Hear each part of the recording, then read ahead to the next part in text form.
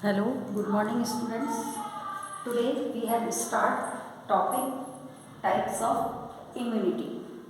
This topic belong to chapter 39 immune system प्रतिरक्षा तंत्र.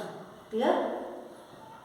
तो इसमें प्रतिरक्षा तंत्र इम्यून सिस्टम इसका मैंने आपको इंट्रोडक्शन दे दिया था. अब today we have teach type of immunity. आज हम पढ़ेंगे प्रतिरक्षा का प्रकार. इम्यूनिटी के टाइप्स कितने होते हैं तो देखिए, it has mainly two types. First is known as natural या innate immunity. Second is known as acquired immunity. I means उपार्जित प्रतिरक्षा. और नेचुरल मीन्स प्राकृतिक प्रतिरक्षा या सहज प्रतिरक्षा भी कहते हैं. तो ये जो मेनली टू टाइप्स हैं, इन टू टाइप्स में से today we have teach national और इनेट इम्यूनिटी. आज हम नेशनल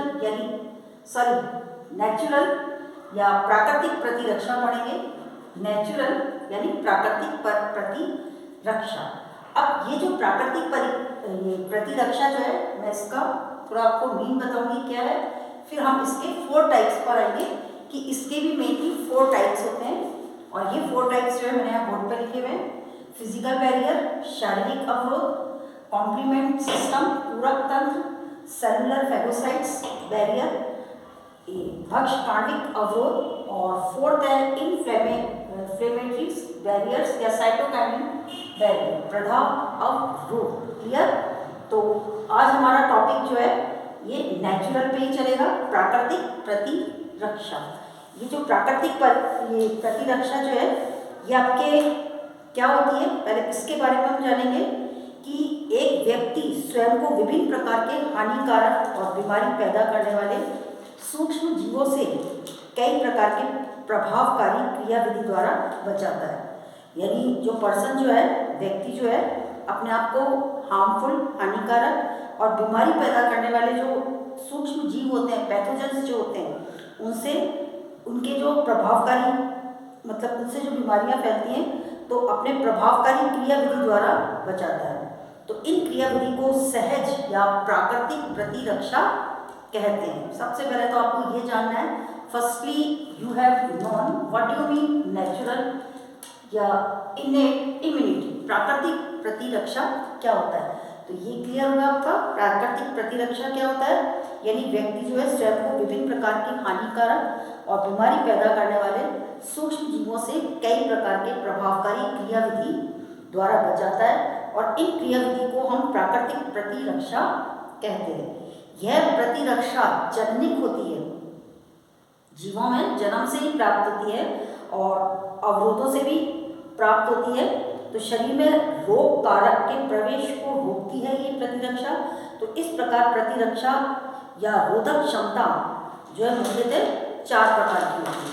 अब हम इसके 4 प्रकार देखेंगे. अब इसका इंग्लिश में भी मीनिंग देख लीजिए. अ पर्सन प्रोटेक्ट हिमसेल्फ, यानी कोई भी व्यक्ति जो अपने आप को या her self from different harmful disease. Difference and harmful disease यानी डिफरेंस जो है हानिकारक विभिन्न प्रकार के, एंड डिजीज बीमारी, कॉजिंग माइक्रो ऑर्गेनिज्म जो सूक्ष्म जीवाणुओं से होते हैं, by different types of effective process. ये प्रभावी जो क्रियाविधियाँ होती हैं, यानी अलग अलग तरह की, उनसे अपने आप को बचाता है. तो this process is called natural immunity. इसको हम कहते हैं नेचुरल इम्यूनिटी. ये this natural immunity is genetic, ये जेनेटिक होती है. और living beings get it since birth and it is obtained by barrier that check the entry of disease factors into the body.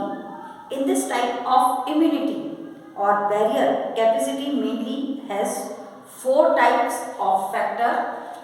4 types of factor is here: physical barrier, complement barrier system, cellular phagocytes, and last है inflammatory barrier या cytokinin barrier. I means शारीरिक अवरोध, पूरक तंत्र, भक्षकाणिक अवरोध और प्रदाह अवरोध. तो अभी आज की वीडियो में हम ये वाला फर्स्ट वाला जो है इसकी स्टडी करेंगे। शारीरिक अवरोध क्या है? Clear? Today we have study physical barrier, इसका अध्ययन करेंगे हम आज, शारीरिक अवरोध। अब देखिए, ये शारीरिक अवरोध का मैं बता दूं आपको, ये जो है सर्वप्रथम रोग पैदा करने वाली सूक्ष्म जीवों से शरीर में प्रवेश करने से रोकता है, फिजिकल बैरियर। तो इसलिए इसको हम क्या बोलते हैं? First line of defence. ये जो है शारीरिक बैरियर जो है ये आपका कहलाता है फर्स्ट लाइन, यानी इसको हम कहेंगे first line of defence. First, सबसे पहली जो है प्रथम रक्षा पंक्ति कहलाती है। प्रथम रक्षा पंक्ति बोलते हैं इसको, फर्स्ट लाइन ऑफ डिफेंस। किसको? फिजिकल बैरियर को। ये है, इसमें डायग्राम्स दिया हुआ है पेज नंबर 152 पर, और हिंदी मीडियम में आप देखना 325, मैं नोट कर रही हूँ 325, ये हिंदी मीडियम की जो बुक है उसके अंदर है, पेज नंबर, ये डायग्राम बना हुआ है। और इस डायग्राम में पूरा शो हो रहा है कि डिफरेंट जो फिजिकल बैरियर है, यानी शारीरिक जो अवरोध है ह्यूमन के अंदर, यानी किस तरह से होते हैं। तो ये पूरे डायग्राम्स के अंदर है। नोज और माउथ से आप देख रहे हैं, antibacterial enzyme present in mucus, saliva, tears और कफिंग एंड इसमें होते हैं। Cilia is present in respiratory tract के अंदर, और स्किन फर्स्ट लाइन प्रोटेक्शन, ये फर्स्ट लाइन प्रोटेक्शन होता है, स्किन प्रतिरक्षी तंत्र होता है ये। और म्यूकस एंड म्यूकस मेम्ब्रेन, आपके एम्फी पैसेज जो होता है फेरिंक्स, वहाँ है जो नेजल कैविटी है। और एसिड इज स्वीट, स्किन से जो acid secrets, sorry sweet secrets जो होता है पसीना, उसका होता है। और acid in gastric juice you have already known, आपके इसमें स्टमक के अंदर एसिड जो होता है ये भी क्या करता है? माइक्रो ऑर्गेनिज्म को डिस्ट्रॉय करता है। और लास्ट है आपका एंटीबैक्टीरियल केमिकल इन सीमन, वीर्य के अंदर भी कुछ एंटीबैक्टीरियल केमिकल्स होते हैं जो कि हानि, जो जितने भी जो हार्मफुल बैक्टीरिया होते हैं या माइक्रो ऑर्गेनिजम्स होते हैं उनको डैमेज करते हैं। और इसी तरह से आपके इसमें ये लार्ज स्मॉल इंटेस्टाइन और लार्ज इंटेस्टाइन का जो मीट टुगेदर है बीच वाला पार्ट, तो यहाँ पे भी कंपटीशन इन सिम्बायोटिक बैक्टीरिया, कुछ सहजीवी बैक्टीरिया होते हैं किसके अंदर? प्रेजेंट इन फूड कैनाल, ये पूरी फूड कैनाल है इसमें बताया। एंड ये रिप्रोडक्टिव ट्रैक्ट, जनन पथ जो होता है उसमें भी होते हैं। तो ये दोनों का इंडिकेट है, जनन पथ में भी, रिप्रोडक्टिव ट्रैक्ट में भी, और फूड कैनाल के अंदर। तो इस तरह से ये डायग्राम जो है इस फर्स्ट पॉइंट को बिलोंग करता है, फिजिकल बैरियर, शारीरिक अवरोध। क्लियर? अब देखिए इसमें शारीरिक अवरोध में हम सबसे पहले स्टडी करेंगे स्किन की, त्वचा। स्किन में देखिए, स्किन की भी जो है 2 परतें होती हैं स्किन की, जैसे कि आपको मालूम है, आपको मैं बता रही हूँ। एक तो होती है अधिचर्म और एक होती है चर्म। अधिचर्म को तो हम बोलते हैं एपिडर्मिस और चर्म को डर्मिस बोलते हैं। ये है, तो इस तरह से 2 त्वचा में भी सबसे पहले हम इसका जिक्र कर रहे हैं शारीरिक अवरोध में, फिजिकल बैरियर में, skin, now next mucus membrane, and third is physiological barrier. Clear? तो स्किन का देखिए 2 परतें होती है इसमें भी।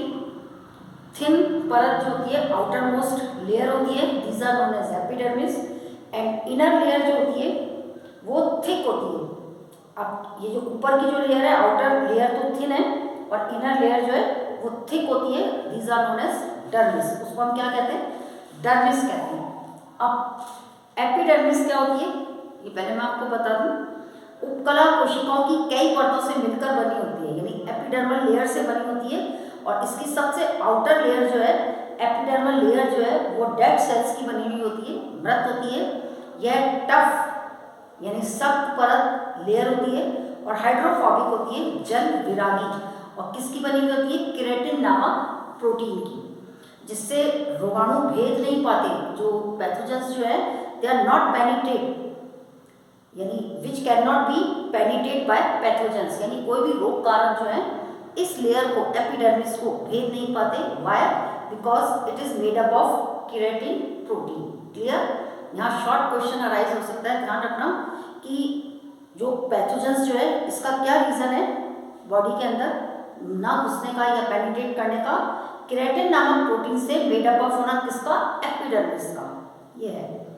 अब डर्मिस देखिए, डर्मिस इज इनर लेयर और ये किसकी बनी होती है? कनेक्टिव टिश्यूज की बनी होती है। It is made up of connective tissues और इट हैज कंटेन, और इस कनेक्टिव टिश्यूज के अंदर क्या कंटेन होते हैं? Blood vessels, follicles of hairs, ये बालों के रोम, फैट ग्लैंड्स, वसा में ग्रंथि, और स्वीट ग्लैंड्स, पसीने की ग्रंथियां, ये सब शामिल होती हैं। जो आपके फैट ग्लैंड्स जो है ये रोम्स, फॉलिकल्स ऑफ रोम के साथ में अटैच्ड होती हैं, जुड़ी हुई होती हैं, और इनसे ऑयल का सिक्रेशन होता है और this oil is known as sebum. इसको हम क्या बोलते हैं? सीबम, यानी इसका फॉर्मेशन होता है। दे सीक्रेट ऑयल सिक्रेशन सीबम, और sebum has a lactic and fatty acid. Sebum कैसा होता है? लैक्टिक अम्ल और फैटी एसिड होता है, वसीय अम्ल होता है। तो ये अम्ल जो है त्वचा में कितना इसका पीएच दे रखा है? 3 से 5 के बीच में होता है इसका, जो इसकी एसिडिटी होती है। तो ये जो इसकी कम पीएच पर अधिकांश जो माइक्रो ऑर्गेनिज्म जो होते हैं डू नॉट ग्रो, ये आगे वृद्धि नहीं कर पाती, यानी विकास नहीं कर पाते हैं। तो इस तरह से स्किन जो है आप ये पैथोजन को शरीर में यानी एंट्री देने से रोकती है। यानी इस और कभी कभी क्या होता है हमारी बॉडी के अंदर स्किन में जब स्मॉल कट लग जाता है तो पैथोजन एंटर होते हैं, थस दे कॉजेस इन्फेक्शन। तब हमारी बॉडी के अंदर क्या होता है? संक्रमण होता है। तो कम पीएच अधिकांश जीवाणु वृद्धि को रोकते हैं, तो ये ध्यान रखना है इसमें। और शरीर में संक्रमण कब होता है? जब छोटा सा भी कट लग जाता है स्किन पर, तब होता है। तब रोगजनक जो होते हैं पैथोजन एंटर्स हो जाते हैं बॉडी के अंदर और इन्फेक्शन हो जाता है। तो ये रोगाणु शरीर के अंदर प्रवेश कर जाते हैं और शरीर को रोग से ग्रसित कर देते हैं। यानी जो पैथोजन एंटर होता है वो जिस डिजीज का है वो डिजीज जो है हमें हो जाती है। तो pathogen enter in the body and they grip the body with disease. Clear? These are known as skin physiological barrier. Now next we will come mucus membrane. Mucus membrane में देखिए, जैसे कि मैंने डायग्राम में आपको म्यूकस मेम्ब्रेन का 2 जगह बताया, यहाँ लंग्स में भी है और एक म्यूकस मेम्ब्रेन का के नेजल पार्ट में भी दे रखा है और माउथ से भी होता है म्यूकस का सिक्रेशंस। ये है। तो इसमें म्यूकस का जो है रेस्पिरेटरी सिस्टम और डाइजेस्टिव सिस्टम या एलिमेंट्री कैनाल आहार तंत्र और आपके यूरिनोजेनिटल रिप्रोडक्टिव सिस्टम, इसके अंदर भी है म्यूकस का जिक्र।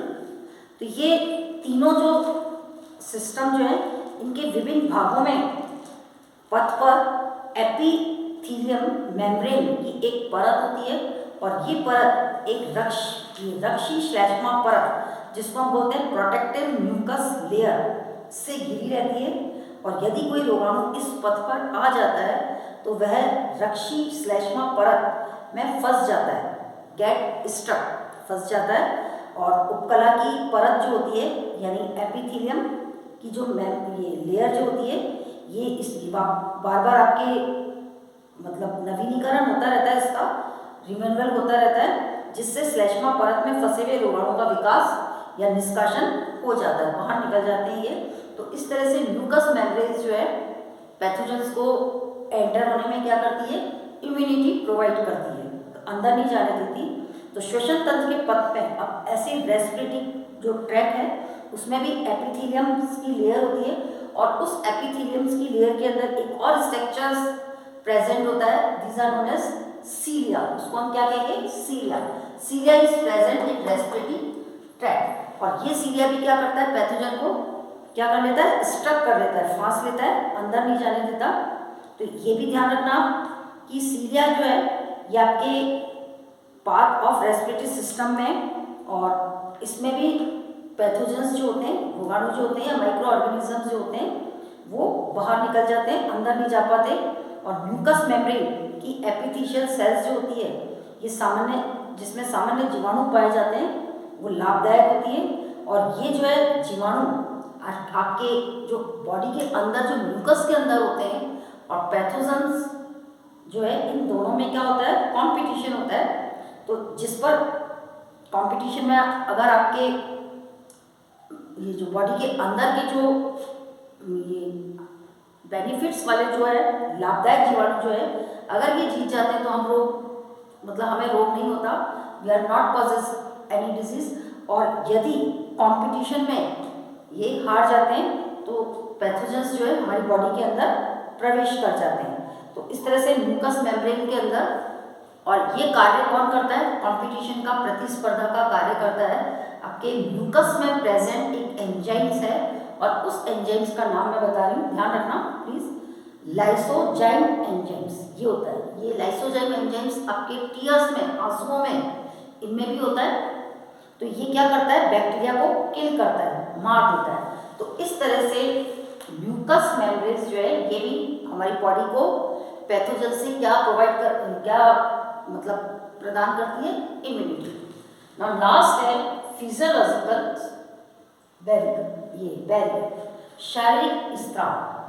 अब शारीरिक स्त्राव में देखिए, ये जो शारीरिक स्त्राव है ये आपके शरीर के विभिन्न भागों से भिन्न भिन्न प्रकार के स्त्राव जो है इसमें शामिल है और रोग पैदा करने वाले कारक और जीवाणुओं को दूर भगा देते हैं। और पसीना निकलने वाले पसीने व नेत्र स्त्राव से विभिन्न प्रकार के एंजाइम्स भी निकलते हैं। मैंने नेत्र स्त्राव में बताया ना आपको, लाइसोजाइम एंजाइम्स होता है, ये जीवाणुओं को मारता है और जीवाणु की कोशिका झिल्ली को तोड़ देता है और उन्हें नष्ट कर देता है। तो इस तरह से बॉडी के जो देह पदार्थ होते हैं इनमें ऐसे अणु होते हैं जो जीवाणु नाशी होते हैं और बैक्टीरिया को मारने में समर्थ होते हैं। इसमें एक और एग्जांपल है, ये सीमाइनल fluids, antibacterial chemical in semen. इसमें भी फ्लूइड्स जो होता है सीमन के अंदर, ये भी बैक्टीरिया को क्या करता है, डिस्ट्रॉय करता है। और डाइजेस्टिव सिस्टम में HCl गैस्ट्रिक जूस होता है, ये भी एक देह द्रव्य पदार्थ है। HCl हम गलती से अगर फूड में कुछ ऐसा खा भी जाते हैं, मतलब ईट कर जाते हैं, तो क्या करता है, बॉडी के अंदर जो डाइजेस्टिव सिस्टम के अंदर मेन जो है स्टमक, उससे HCl अम्ल सीक्रेट्स होता है और वो HCl अम्ल क्या करता है, उन पैथोजन को डिस्ट्रॉय करता है। तो ऐसे इम्यूनिटी प्रोवाइड कराता है। तो इसमें ये सीमाइनल फ्लूइड में स्पर्माइन और जिंक होता है, ये केमिकल्स होते हैं। और जठर रस जो है, गैस्ट्रिक जूस जो है, इसमें HCl अम्ल और दूध में लैक्टी पर ऑक्सीडेज और आंसू जो होते हैं, टीयर्स जो होते हैं, और अपना जो स्लाइवा होता है, लार, और नाक से जो स्त्राव निकलता है उसमें लाइसोजाइम एंजाइम्स। तो ये सारे जितने भी मतलब ये जो है आपके, ये क्या करते हैं, बॉडी को इम्यूनिटी प्रोवाइड कराते हैं पैथोजन से। और यदि जीवाणु शरीर में प्रवेश भी कर जाता है तो शरीर में अन्य दो प्रतिरक्षी क्रियाएं अपना कार्य शुरू कर देती हैं। कौन सी दो अन्य प्रतिरक्षी क्रियाएं, प्रथम तो विलयशील रासायनिक कारक और दूसरा है जीवाणु नाशी प्रभाव, ये शुरू कर देते हैं, जिन्हें हम पूरक तंत्र इसमें पढ़ेंगे कॉम्प्लीमेंट सिस्टम में। और दूसरा भक्षकांडिक अवरोध सेलुलर फेगोसाइट्स के अंदर पढ़ेंगे, इसमें आएगा। तो ये इन्हें मार देते हैं। यानी आपको मैं इसका जो ये फिजिकल बैरियर है, इसको मैं इंग्लिश में और बता दूँ आपके। ये फिजिकल बैरियर जो है, it is from the different parts of body, different types of secretions are secreted, clear, they derive away the disease causing factor or bacteria. The sweat from the body and tears from eyes have different types of enzymes. They damage the cell membrane of bacteria. Clear? Bacteria की जो cell membrane है इसको क्या करते हैं, damage करते हैं and destroy them. In other body liquid, हमारे बॉडी के जो अदर लिक्विड्स होते हैं, also have such molecules that are bacteria which are capable to kill the bacteria, इनमें भी एक क्षमता होती है बैक्टीरियोसेल्स के अंदर बैक्टीरिया को किल करने की, सच एज सेमिनल फ्लू, स्पर्माइन। और इसमें कौन सा केमिकल्स है जो बैक्टीरिया को किल करता है? जिंक। ऐसी गैस्ट्रिक जूस में HCl हाइड्रोक्लोरिक अम्ल, ये chemical. Lactoperoxidase in milk, lysozymes enzymes in tear, saliva and nasal secretions, ये सब क्या करते हैं? बैक्टीरिया को किल करते हैं। अब देखिए, यदि if the bacteria enter in the body, इनके बावजूद भी अगर नहीं मार पाते और फिर भी अगर बैक्टीरिया अंदर पहुंच जाता है बॉडी में, if the bacteria enter the body then other two immunity process, जो अलग से दो और हमारे बॉडी के अंदर इम्यूनिटी प्रोसेस है वो अपना फंक्शन स्टार्ट कर देती हैं। They start their function. First, soluble chemicals factors start their bacterial effect which is called complement system, and second by phagocytosis they are killed. तो ये क्या करती है? पैथोजेंस को किल कर देती है। तो इस तरह से अभी ये इस वीडियो में हमने केवल यहाँ तक ही है फिजिकल बैरियर। नेक्स्ट वीडियो में हम ये स्टडी करेंगे, इसको सीखेंगे कॉम्प्लीमेंट सिस्टम क्या होता है। जैसे कि मैंने लास्ट क्लास में बोला, अगर ये वर्क नहीं करता है तो हमारे ये दो सिस्टम जो है फिर ये आगे तैयार रहते हैं फंक्शन करने के लिए, cellular phagocytes and inflammatory barrier. Clear? Okay, thank you.